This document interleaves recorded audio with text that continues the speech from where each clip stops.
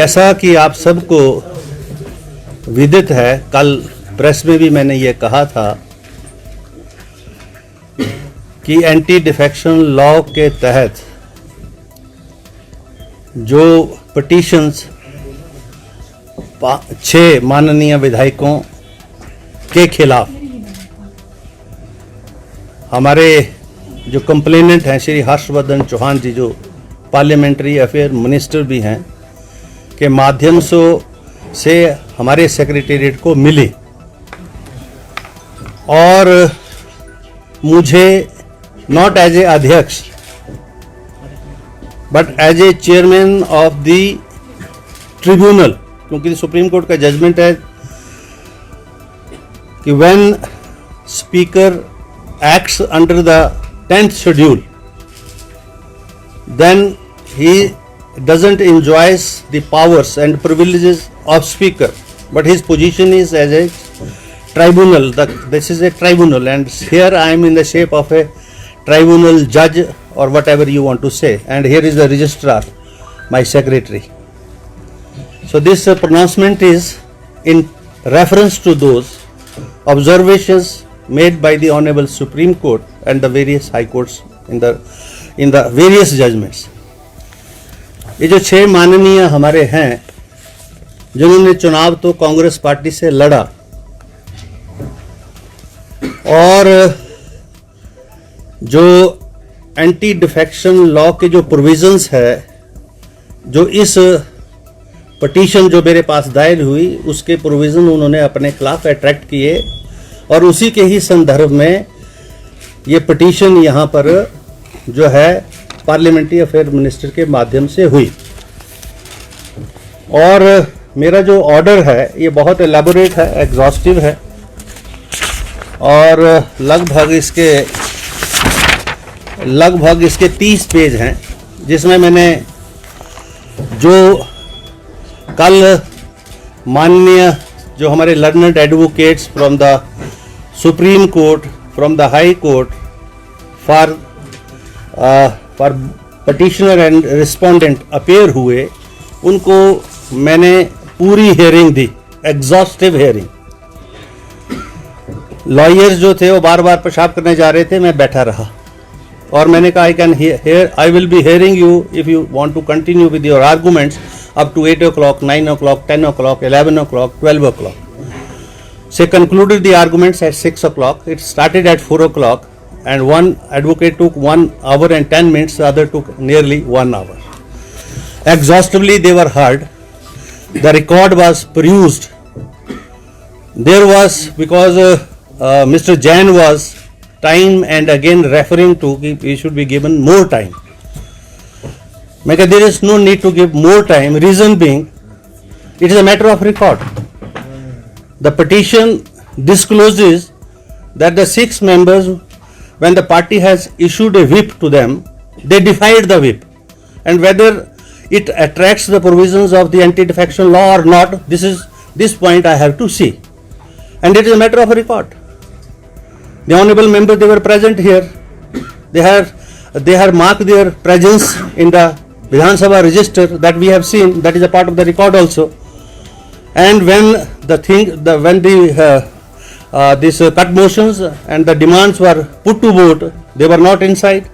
Yesterday also the finance bill, when it was presented in the house and it was to be passed, they were not there in the house. So they had defied the whip and they have attracted the provisions of the anti-defection law, and the judgment part is, and you can ask further questions also. Consequently, after this, I hold that the respondents have incurred disqualification under para 2, 1, clause 1, subclause A of the 10th schedule, and therefore I hold and declare that respondent number 1 to 6 ceased to be member of Himachal Pradesh Legislative Assembly with immediate effects. This is order. They cease to be the member of this august house, honorable house. Now the rest of the things, if you want to know much more, then you can ask. मैं ये कहना चाहूँगा कि मैंने उनको अयोग्य घोषित कर दिया है, अब वो इस माननीय सदन के सदस्य नहीं रहे। और अब ये जजमेंट जो है that is for judicial scrutiny also, that will be you see, चाहे हाई कोर्ट होगी चाहे सुप्रीम कोर्ट होगी, इसकी जुडिशियल स्क्रूटनी भी होगी।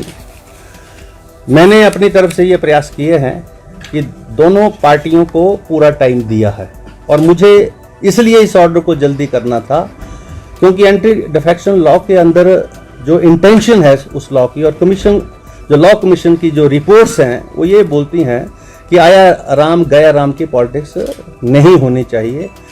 अगर आप एज ए कैंडिडेट जब शपथ लेते हैं और शपथ लेने के बाद किसी पॉलिटिकल पार्टी का कैंडिडेट बनते हैं तो आपको जो है उसी ही पार्टी और विचारधारा के साथ रहना चाहिए। जिसका दूसरा पार्ट भी है जिसमें जो है जो प्रोविज़न ऑफ व्हिप नहीं है, जो राज्यसभा की वोटिंग है उसमें व्हिप नहीं है, इसलिए मैं उस पार्ट को छेड़ा नहीं। मैंने उस पार्ट पर मैं नहीं गया, मैं सिर्फ उस पार्ट पर गया हूँ जो एंटी डिफेक्शन लॉ के प्रोविज़न को जो है अट्रैक्ट करता है। वो भी पार्ट जो है उसके ऊपर भी मैंने अपना व्यू पॉइंट दिया इस जजमेंट में कि सुप्रीम कोर्ट उस चीज़ को भी अच्छे तरीके से दोबारा से देखे, और जो इलेक्शन कमीशन की जो डायरेक्शंस हैं जिसमें उन्होंने वोट जो है दिखा के डालने की बात कही है, नहीं दिखाएंगे तो इनवैलिड हो जाएगा वोट। लेकिन वोटर तो ठीक है कि वोटर जो है स्वतंत्र होना चाहिए वोट देने के लिए, और उस पर किसी प्रकार का दबाव नहीं होना चाहिए। लेकिन वो जो वोटर है, जो लोकतंत्र प्रजातंत्र की जो मूलभूत नींव है, जहां चुनाव होता है, पार्लियामेंट्री डेमोक्रेसीज और के माध्यम से पार्लियामेंट बनती है, असेंबलीज बनती हैं, वो जो एथिक्स है उसको भी तो जो है उस एथिक्स के अनुरूप भी तो काम करे। वो रिप्रेजेंटेटिव है 80,000 लोगों का, और उन 80,000 में से 40,000 वो लोग हैं जिन्होंने वोट देकर उसको बनाया, और बनाने के बाद जब वो यहाँ आता है तो वो अपनी मर्जी से वोट डालकर जो है, क्योंकि ये तो दो पॉलिटिकल आइडियोलॉजी की लड़ाई हो रही है, कांग्रेस की हो रही है, भारतीय जनता पार्टी की हो रही है। आप जिस पार्टी से हैं उस पार्टी के जो है उसकी एथिक्स को डिफाई करके आप जो है दूसरे को वोट देते हैं। This is unethical, this is what I have said in the judgement also. The supreme court में take a cognizance of that also, but I have mainly touched the other part, जो यहाँ पर जो है whip की उल्लंघना हुई, और व्हिप की उल्लंघना से उन माननीय सदस्यों ने जो है एंटी डिफेक्शन लॉ के जो प्रोविजंस है वो अट्रैक्ट किए, और उनको मैं यहाँ से बर्खास्त कर रहा हूँ इस सदन से। इनके नाम पढ़ देते हैं। ये पिटिशनर हैं श्री चैतन्य शर्मा जी। यहाँ बोलिए क्या?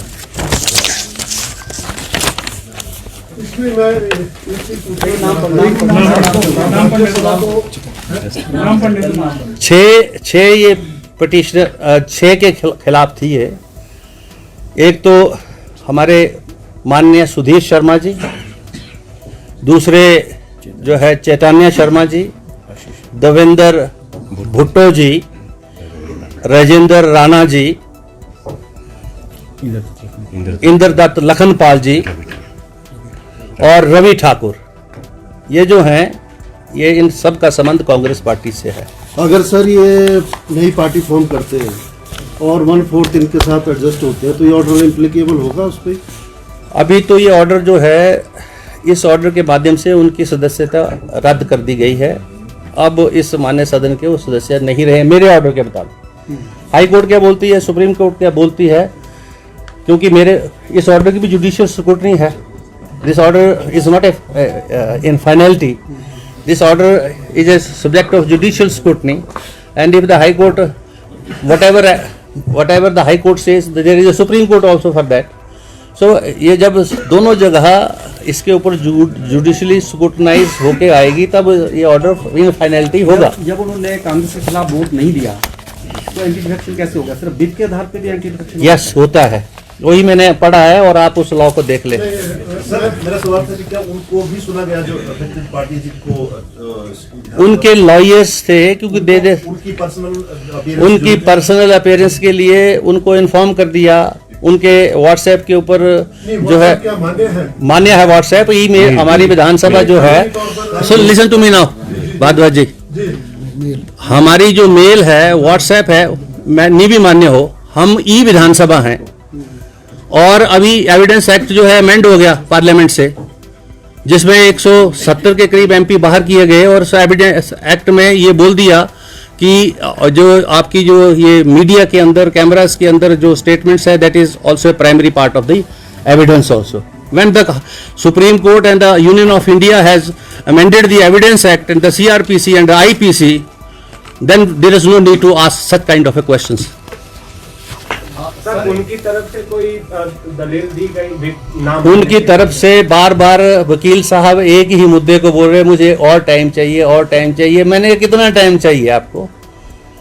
क्योंकि ये इशू तो ये है कि चुनी हुई लोगों के द्वारा मेजॉरिटी की सरकार जिसको सत्ता 5 वर्ष के लिए सौंपी गई है, आपका जो एक्ट एंड कंडक्ट आपके क्लाइंट्स का है, क्या वो जो लोगों की मंशा है उसके अनुरूप है या नहीं है?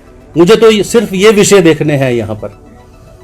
आप ये चुनी हुई सरकार लोगों की सरकार है, हिमाचल प्रदेश के लोगों की सरकार है, 5 वर्ष के लिए इसको मैंडेट मिला है। 40 लोग जो हैं कांग्रेस पार्टी से जीत के आए हैं और अगर वो आया राम गया राम की या खरीदो फरोख्त की या करप्शन की पॉलिटिक्स करते हैं, this part I have to see as a speaker because I have to dispense a justice to everybody and to the Himachal Pradesh as a whole also, not to the BJP and not to the Congress party.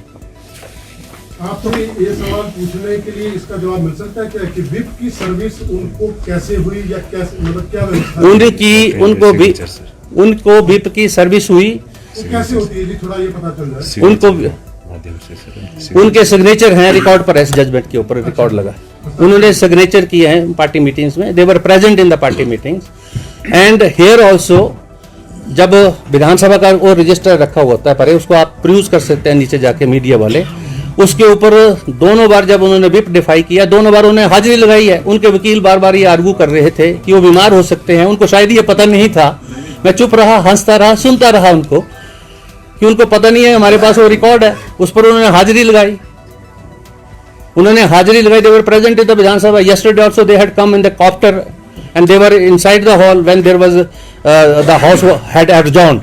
And उसके बाद उन्होंने वहाँ हाजिरी लगाई और चले गए, वहाँ से कॉप्टर से उठ के चले गए। अभी तो मैं बहुत सारी बातें करने वाला हूँ आगे आने वाले टाइम में। खरीद फरोख्त का आप जिक्र कर रहे हैं, क्या खरीद फरोख्त के भी कोई? मैं ये कह रहा हूँ कि एंटी डिफेक्शन लॉ की मंशा ये है कि खरीदो फरोख्त की राजनीति ना हो, भ्रष्टाचार ना हो, मैं ये बोल रहा हूँ। This is what I am saying, I am not aliasing against them. अच्छा एक सर सवाल है कि ये फैसला जो है उनको सुनाया गया है या किसी माध्यम से भेजा गया है? ये फैसला जो पब्लिक डॉक्यूमेंट है, anybody can have a copy of this because this is announced, anybody can apply for the judgement and I as a tribunal within 24 hours have to supply a certified copy of this and I will be supplying that. This is the rule.